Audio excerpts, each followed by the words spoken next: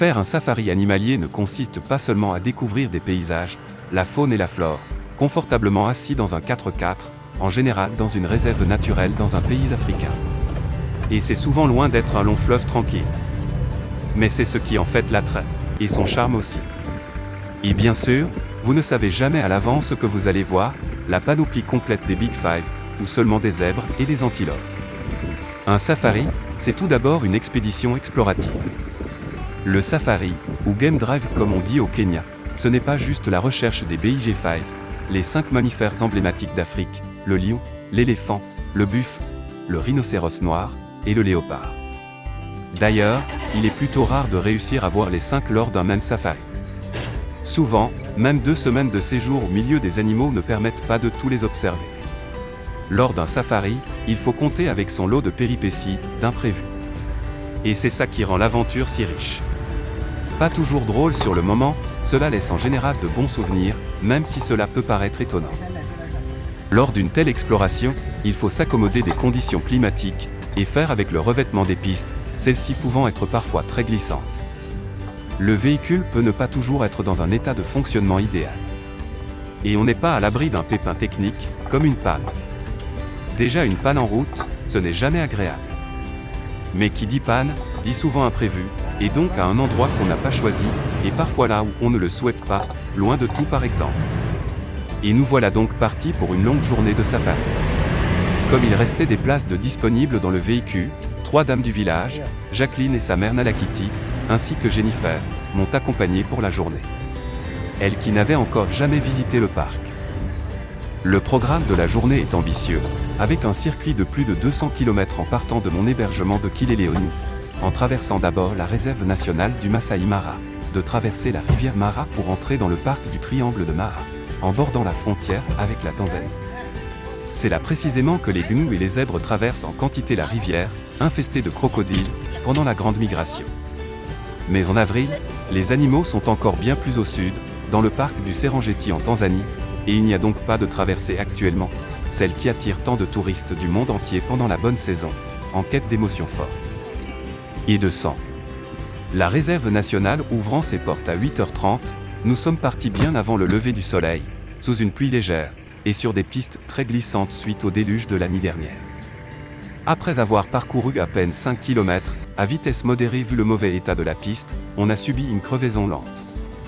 Dans le noir, à la lumière de nos téléphones, couché à même la terre, Amos, notre chauffeur, a procédé au changement de la roue, très lourde sur ce type de véhicule.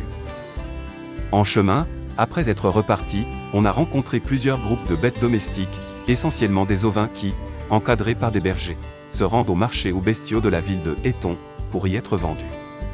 À certains endroits, le revêtement du chemin emprunté est formé d'une terre argileuse humide sur lequel notre véhicule, très lourd, a du mal à rester en ligne, d'autant plus que le haut de la piste est arrondi de telle sorte que l'eau de pluie ruisselle plus facilement vers les fossés en bordure. Ainsi, le véhicule s'est retrouvé à plusieurs reprises à travers du chemin, avec plusieurs passages dans les petits fossés. Là où cela se complique, c'est quand on se retrouve avec un véhicule en face avec peu de place pour se croiser. Mais heureusement, Amos est un bon conducteur et s'est tiré profit des capacités de franchissement du véhicule. Puis, nous avons pu reprendre notre progression. Arrivé à Talek, le premier village traversé après le lever du jour, Amos a fait réparer le pneu crevé. Tout en conservant la roue de secours, quasiment lisse, sur l'essieu du véhicule. J'ai pris le temps, lors de cet acte technique, de faire le tour du centre du village.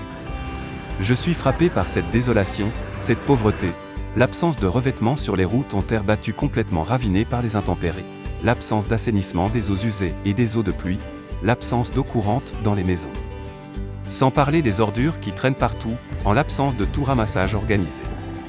Comme tant de villages alentours, l'absence des équipements et des services de base est la norme. C'est insupportable de voir ça, de manière aussi généralisée et sans espoir d'amélioration à court et moyen terme, au XXIe siècle. Et les habitants sont résignés. Après avoir été déjà plusieurs heures en chemin, on arrive enfin à l'entrée de la réserve nationale du Masai Mara, le parc référence pour les touristes au Kenya. On est déjà bien éprouvé après avoir été tant ballotté depuis le départ. Mais à peine arrivé dans la réserve, d'où les animaux peuvent entrer et sortir librement, on a la chance de voir des autruches. Après, on a vu des buffles, des éléphants, des girafes, beaucoup de girafes, tant à l'intérieur qu'à l'extérieur du parc. Sans compter les animaux qu'on voit tant qu'on ne les regarde plus, les gazelles et autres antilopes, les zèbres et les gnous qui ne participent pas à la grande migration, les phacochères, et j'en passe.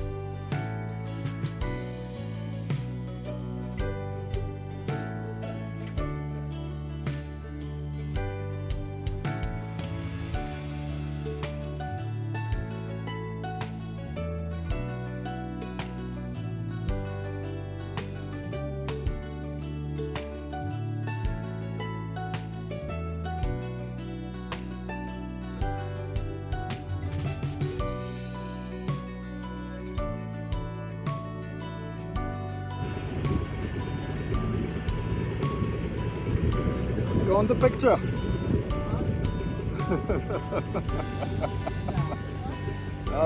Jacqueline is on the picture.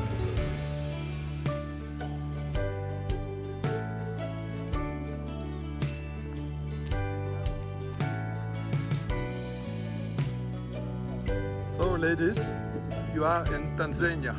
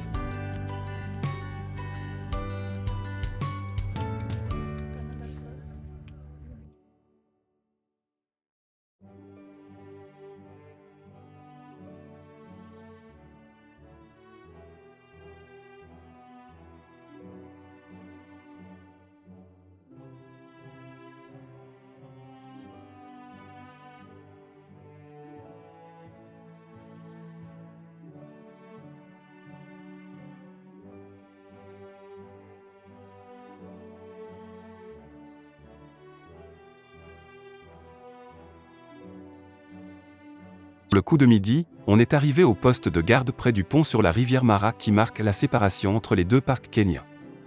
Là, un ranger nous fait part de l'observation d'un rhinocéros noir solitaire le matin même, non loin de là. Il a accepté de nous y conduire. Mais un rhinocéros, tout en broutant, se déplace, traverse des bosquets, passe là où un véhicule ne peut pas passer, et en 3 heures peut avoir parcouru 10 km. Ceci pour dire qu'on a passé quelque temps à sa recherche, mais pas en vain. On a effectivement fini par le retrouver, en terrain ouvert, et on a eu le temps de l'observer avant qu'il ne disparaisse dans un bosquet. Quel plaisir! C'était ma première observation d'un tel rhinocéros depuis fort longtemps. Il n'en resterait plus qu'environ 5000 à l'état sauvage en Afrique, et il est donc extrêmement rare de pouvoir en rencontrer un. Dans la réserve du Masai Mara, il n'en resterait qu'entre 100 et 150 spécimens. Je fais ici un petit clin d'œil à mon frère qui avait souhaité nous accompagner dans l'espoir d'en voir un, et qui a renoncé à la dernière minute pour une question de probabilité pas en cette faveur.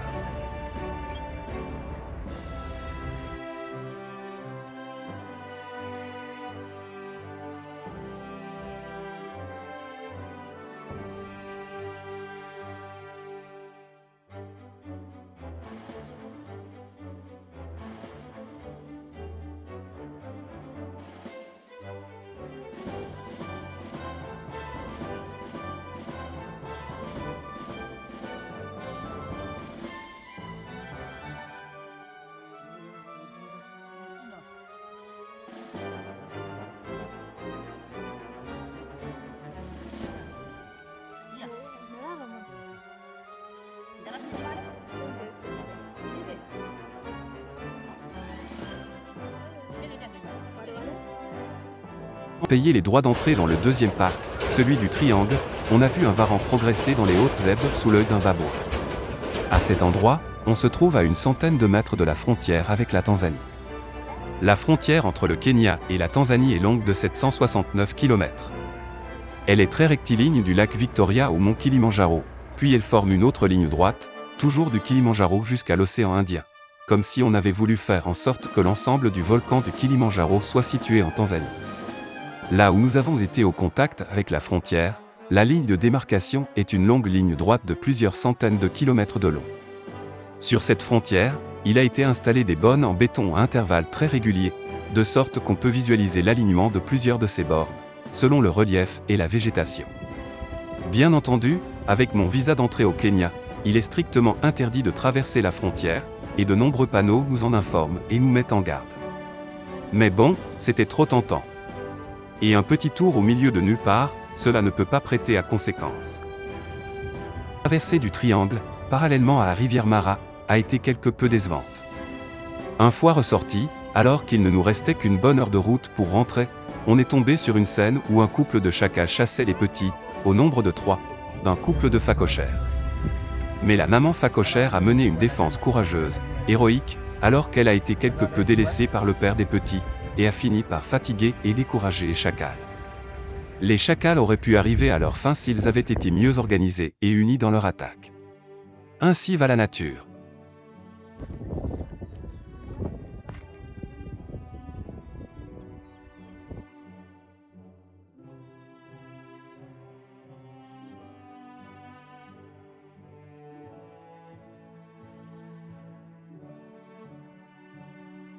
La traversée du Triangle, parallèlement à la rivière Mara, a été quelque peu décevante.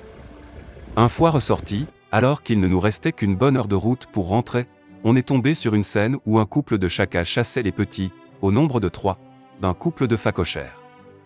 Mais la maman phacochère a mené une défense courageuse, héroïque, alors qu'elle a été quelque peu délaissée par le père des petits, et a fini par fatiguer et décourager les chacals.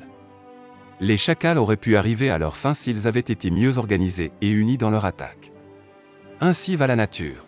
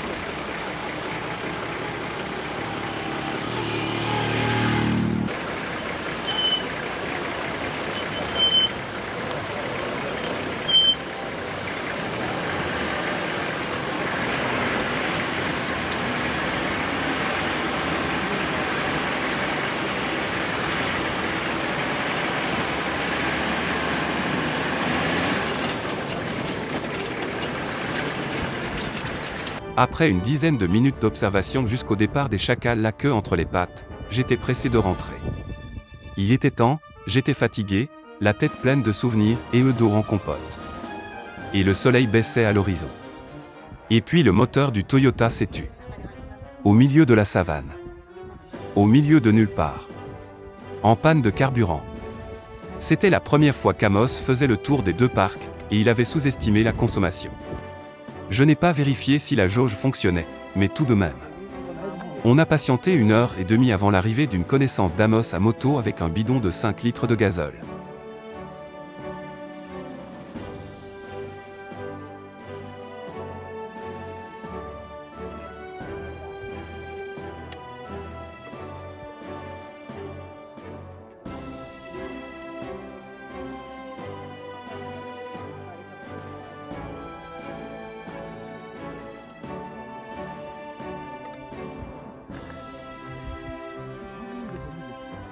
جاي يدين انا راي انا جاي من اي جوي انا هنا ده جرا انا هنا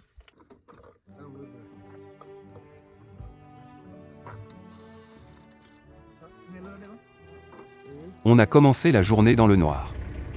Pour boucler la boucle, on a terminé la journée également dans le noir. Après une sortie de 15 heures. Et une fois la nuit tombée, on a vu furtivement 2 cheetahs partir à la chasse, et un groupe de buffles. Quelle belle journée! Et ce seront mes 2 seuls fauves observés durant toute la quinzaine.